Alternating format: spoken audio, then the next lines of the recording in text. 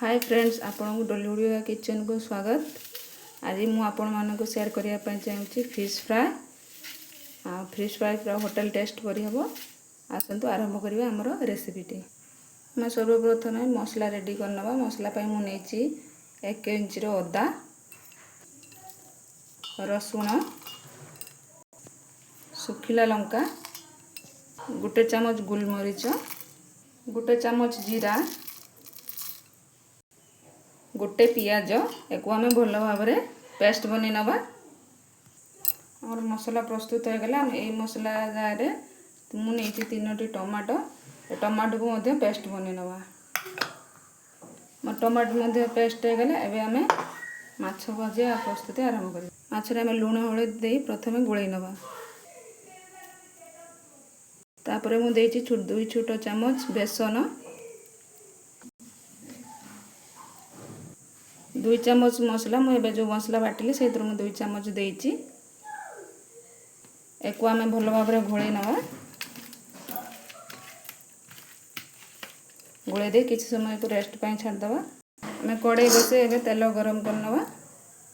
एबे तेल गरम होगलानी आमे माछ तक सब भल भाव भाजी नवा।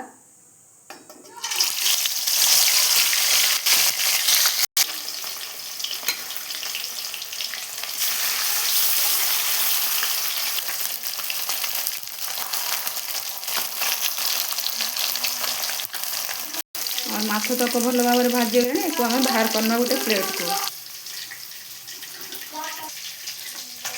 एबे आमे आ गोटे कड़ाई नहीं तेल गरम करनबा। एथिरे आमे मसला प्रस्तुत करिबा। आमे प्रथमे तेल दे देबा। तेल को भल भाव गरम करनबा।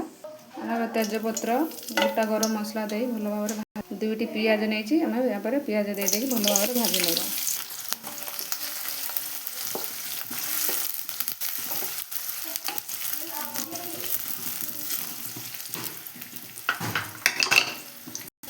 एबे हमर पियाज भल भाव भाजी गलानी। एबे आमे बाटी रखिथिया मसला को दे देबा।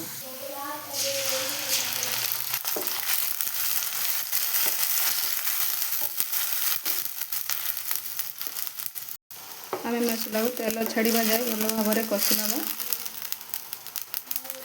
फिर मु देछि लाल मिर्च पाउडर, गोटे चम्मच हळदी गुंड, गोटे चम्मच धनिया पाउडर, हाफ चम्मच जीरा पाउडर। कहीं मु जीरा गोटा जीरा मसला रे बाटी नहीं थी। एको देके आमे मसला को भल भाव कषि नबा। तेल छाड़ी एबे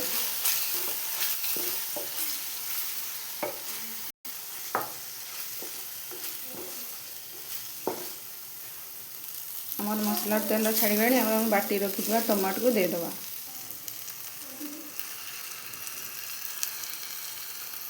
यदि आमे को भल भाव कषि नबा। मसला रो जेमिति तेल बाहरिबो सेति पर्यंत आमे को भल भाव कषि नबा। एठी नै जे गोटे चम्मच कस्तूरी मेथी आपन जाइले। एबे हमर मसला भल भाव कषि गलानी। एबे आमे एतरे पानी दे देबा। मो हिसाब रे पानी अछि। आपन जदि पतला जोड़ा आपन हिसाब रे पानी नेबे। एबे आमे दे देबा एतरे हम हिसाब रे लूण दबा। एको आमे भल भाव छाड़ी देबा 5 मिनिट फुटिबा पई। मो हिसाब रे जो नै छै आपन हिसाब रे पानी देई परिबे। एबे आमे भाजी रखिथिबा माछ को एथिरे दे देबा।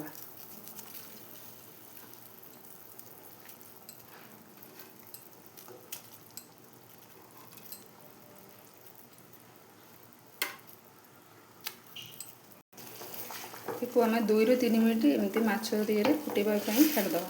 आमे एथिरे गोटे चम्मच गरम मसला दे देबा। टेस्ट बड़ भल आसीबो।